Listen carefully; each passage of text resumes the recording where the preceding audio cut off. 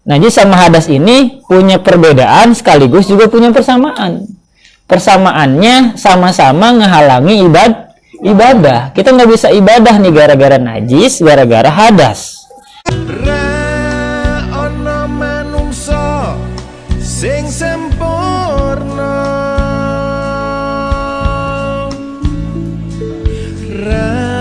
ana manungsa ora duwe dosa.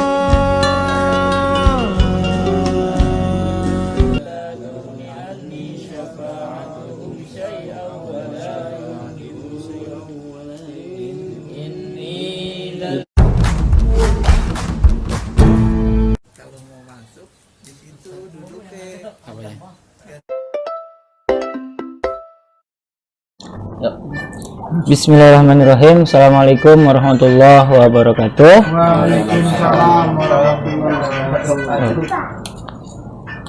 Ada musiknya ini.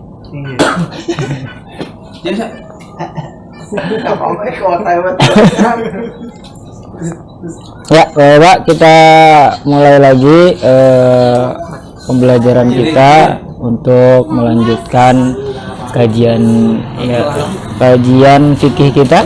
Sebelumnya kita bacakan hadirat dan juga hadiah Fatihah untuk musannif atau pengarang kitab ini, yaitu Syekh Zainuddin bin Abdul Aziz Al-Maribari Al-Fanani. Ila hadratin Nabi Mustafa Sayyidina Muhammadin sallallahu alaihi wasallam wa ala alihi wa juz'i wa dzurriyyatihi wa ahliyatil kiram wa khususan ila hadiyatan khususan ila ruhi Zainuddin bin Abdul Aziz Al-Maribari Al-Fanani wa usulihim wa furihim wa li silsilatihim fi syaulillahi lahumul Fatihah. A'udzu billahi minasyaitonir rajim. Bismillahirrahmanirrahim. Alhamdulillahi rabbil alamin arrahmanir rahim maliki yaumiddin. Iyyaka na'budu wa iyyaka nasta'in ihdinas siratal mustaqim. Siratal ladzina an'amta 'alaihim ghairil maghdubi 'alaihim waladdallin. Amin. Kita lanjutkan masih membahas tentang toharoh atau bersuci. Setelah kemarin kita bahas tentang sebab-sebab mandi wajib, ada 4 hal. Yang pertama, yakin keluar mani buat para kaum laki-laki. Kemudian yang kedua, jima atau masuknya hasyafah zakar kepada farjinya perempuan. Yang ketiga, haid, ini untuk kaum perempuan. Dan juga yang keempat, ada kumpulan beberapa darah yang tentunya dikeluarkan oleh perempuan. Diantaranya ada nifas, ada wiladah, ada juga di sini orang yang meninggal dunia. Nah, sekarang kita beranjak kepada dalam mandi wajib, ada berapa sih yang harus dilakukan atau hukumnya fardu atau wajib. Jadi bedanya mandi wajib dengan mandi biasa adalah kita memenuhi fardunya atau enggak nih. Kalau mandi biasa nggak ada istilah fardu, nggak ada istilah sunnah, nggak ada istilah afdal, ya mandi aja gitu ya. Ya tentu tujuannya untuk nyegarin badan, untuk ngilangin kuman segala macam. Tapi dalam mandi wajib, selain untuk menghilangkan kotoran-kotoran itu, yang lebih utama juga adalah untuk menghilangkan hadas besar.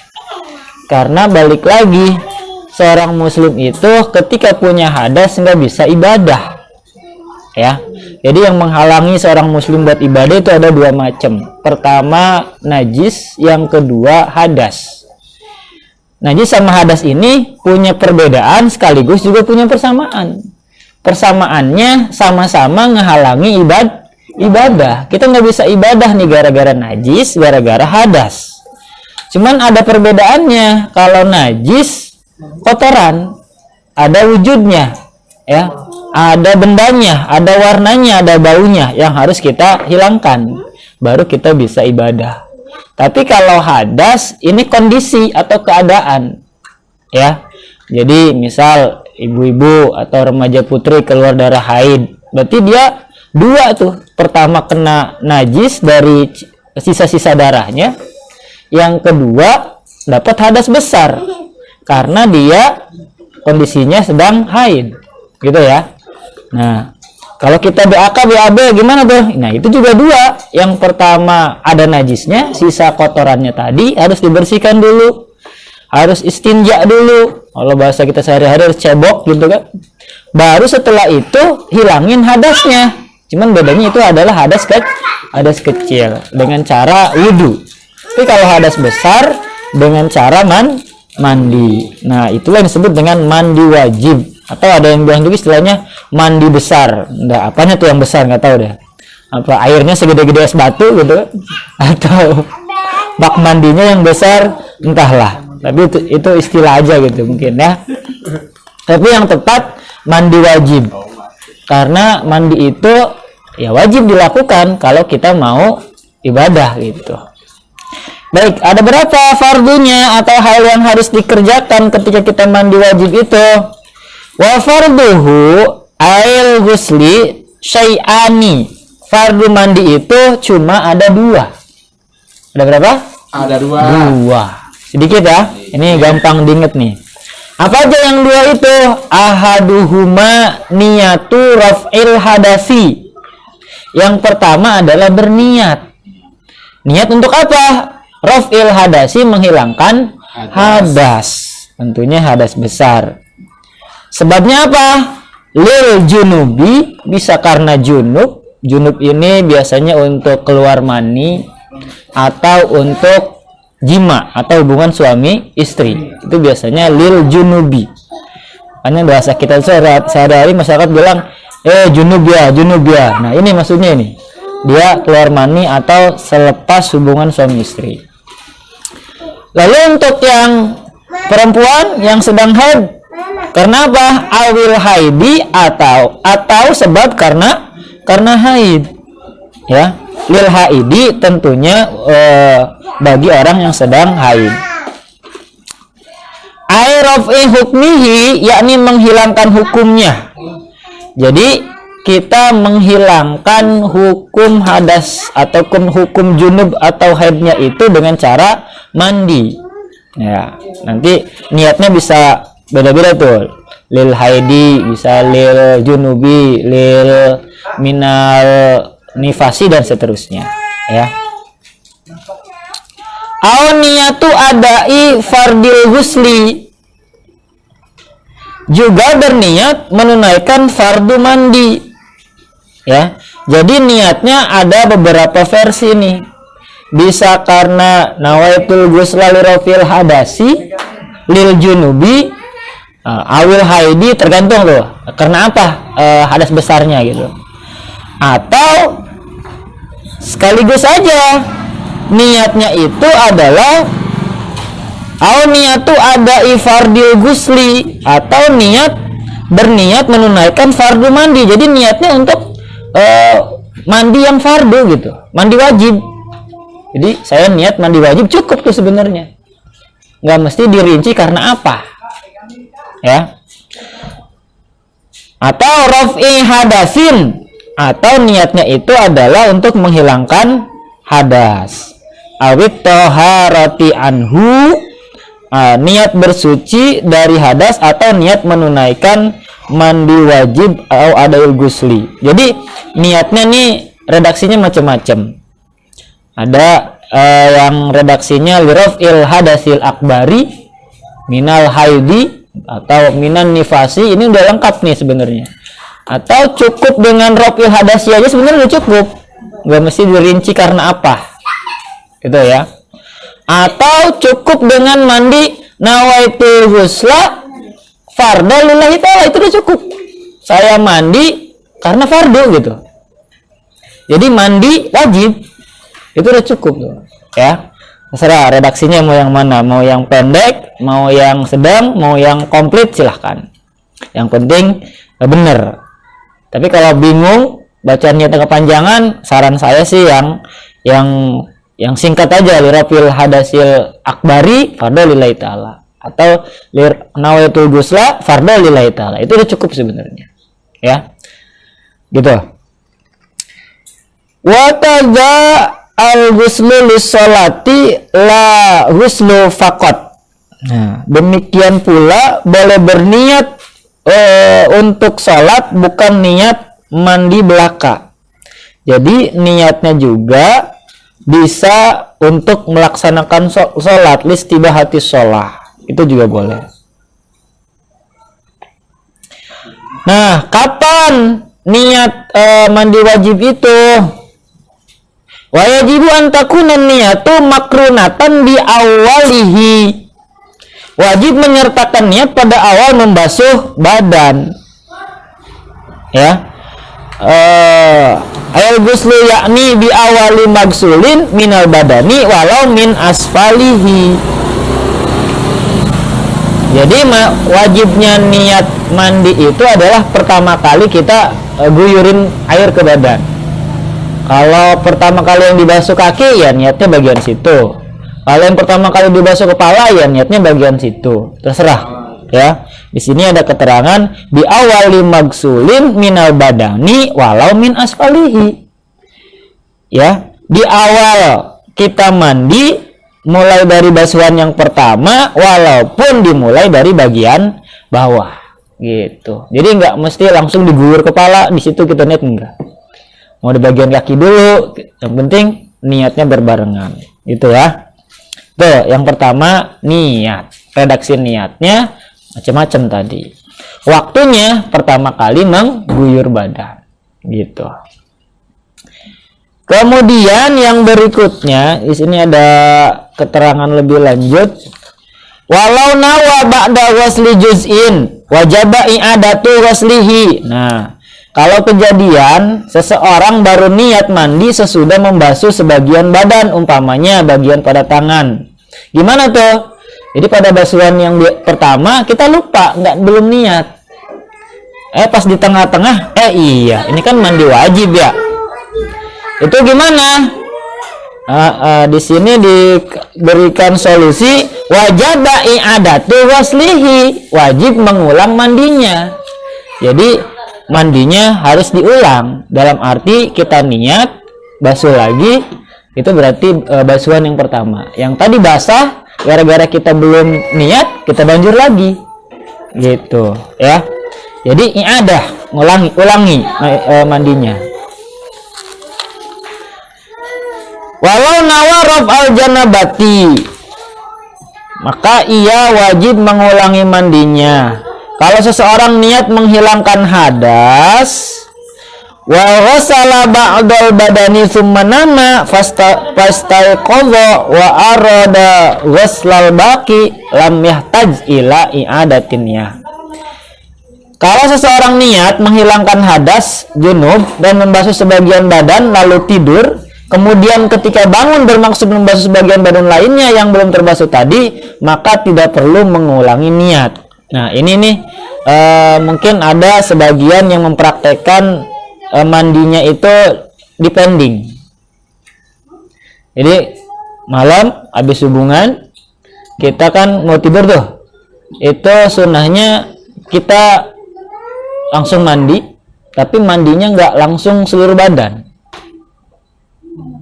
Ya, kita mandinya mungkin sebagian dulu, ya bisa kaki dulu atau muka dulu gitu. Nah, nanti ketika subuh tinggal melanjutkan, nggak perlu niat lagi tuh, karena niatnya sudah di malam itu, ya.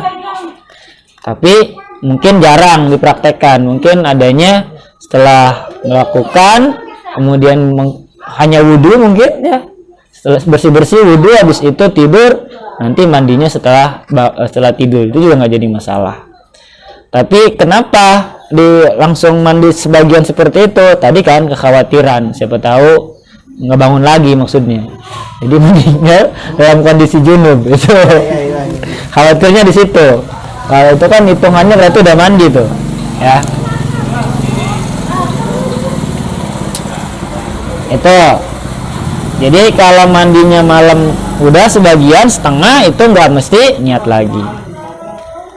Nah, tentang niat ada pertanyaan nggak?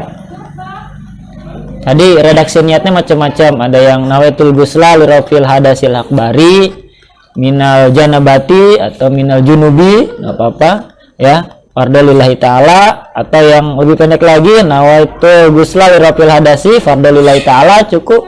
Kalau ada yang lebih pendek lagi, nawaitu ghusla fardu lillahi ta'ala, itu udah cukup ya, karena mandi wajib. Kemudian fardu yang kedua, wasanihima, yang kedua takmimu zahiri badanin, yaitu membasuh seluruh bagian badan, bagian luar, hatta al-azfari, termasuk kuku, wa ma tahtaha, dan yang di bawah kuku, wa sya'ri, dan juga kulit ya, zahiran wa batinan, baik bagian wa sya'ri dan juga rambut, zahiran wa batinan, bagian dalam maupun bagian luar. Jadi ya rukun yang nomor 2 itu adalah membasuhi seluruh badan, dari mulai ujung rambut sampai ujung kaki, bagian luar. Bagian luar itu ya yang tampak aja, yang kelihatan.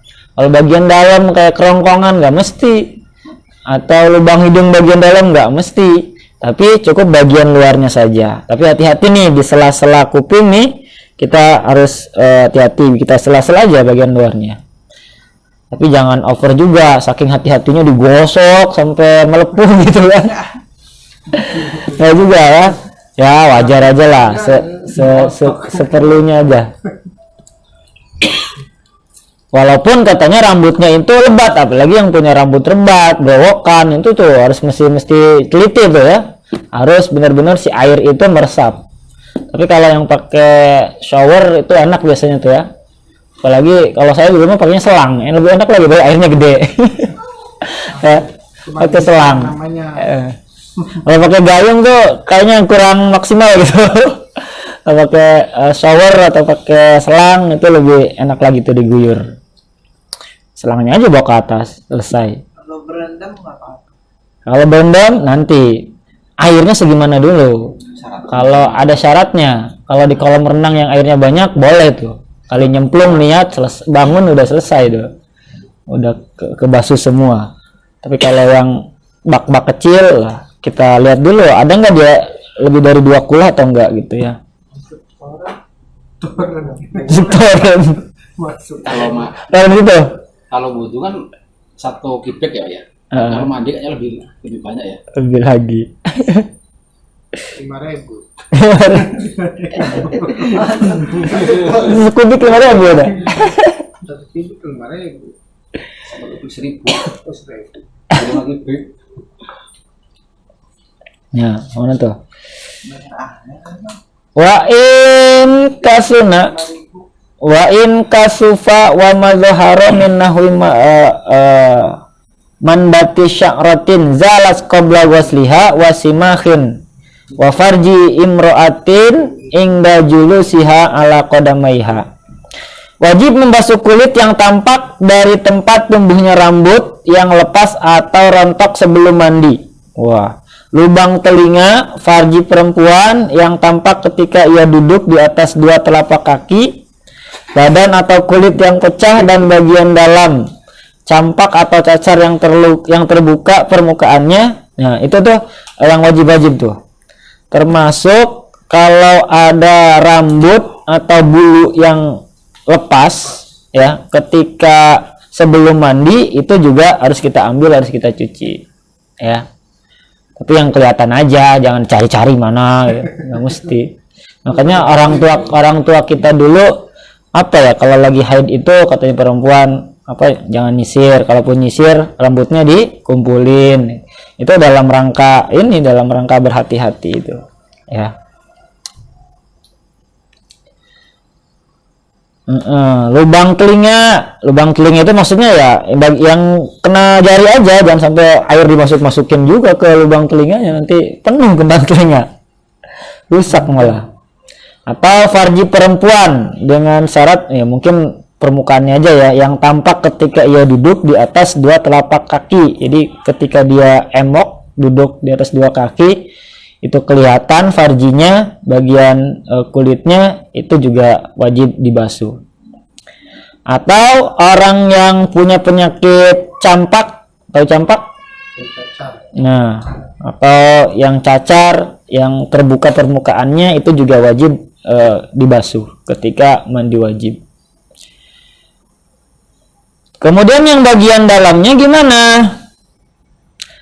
La batina qarhatin bari'at wartafa'at qashruha walam yadhar syai'un mimma tahtahu. Tidak wajib membasuh bagian dalamnya yang sudah sembuh dan telah hilang kulit luarnya seperti tidak tampak sesuatu yang ada di bawahnya. Jadi kalau yang bagian dalamnya itu enggak mesti dibasuh. Orang cacar itu emang ada ini, ada kurang paham juga tuh. Cacar itu ini kan yang bentol-bentol itu, kayak campak kayak gitu. Kena air aja. Tapi kalau kena air gatal ya Pak Jo? Nggak boleh. Ya, Tayamum gitu Pak. bisa tayamum. Yang bisa ditunda dulu. Nanti mana mungkin mana? Jadi ditunda dulu lah. Apanya? Hah? Mandinya. Mandinya. Tayamum boleh kalau memang makin parah nantinya ya. Wa yahrumu faskul multahin, haram membelah anggota wudu yang rapat. Wa ma tahta kulfatin, wajib membasuh kulit di bawah kulit bagian dalam. Nah, ini buat yang belum khitan mungkin ya. Bagian yang belum khitan itu ketika mandi wajib itu ya bagian dalamnya harus dibasuh juga, bagian dalam kulupnya itu yang belum khitan. Itu udah belum? Nah, ini mungkin untuk anak-anak kita nanti mungkin dia belum khitan terus udah keburu balik atau apa gitu kan, bisa aja. Kemudian fayajibu ghuslu batiniha, wajib membasuh kulit di bawah kulit bagian dalamnya, li'annaha mustahiqatul izalah, untuk menghilangkan kotorannya ya. La batina sya'rin, tidak wajib membasuh bagian dalam rambut yang bersimpul, ini orang-orang yang keriting ya.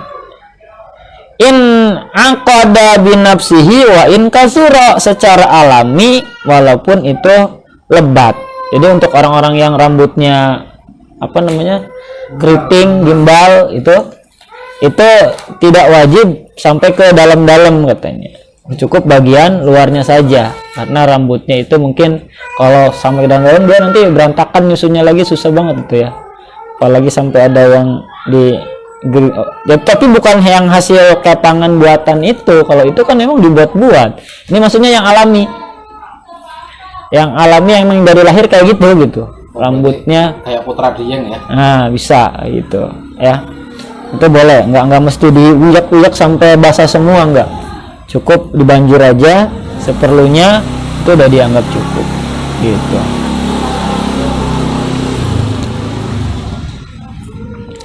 Wala yajibu madmadah wastinsyak, tidak wajib berkumur-kumur dan menghirup air ke dalam hidung ya. Ini nggak wajib nih, artinya ketika mandi wajib kita nggak diwajibkan untuk madmadah itu kumur-kumur, dan juga istinsyak menghirup air ke hidung kayak kita lagi wudu, itu nggak wajib tuh.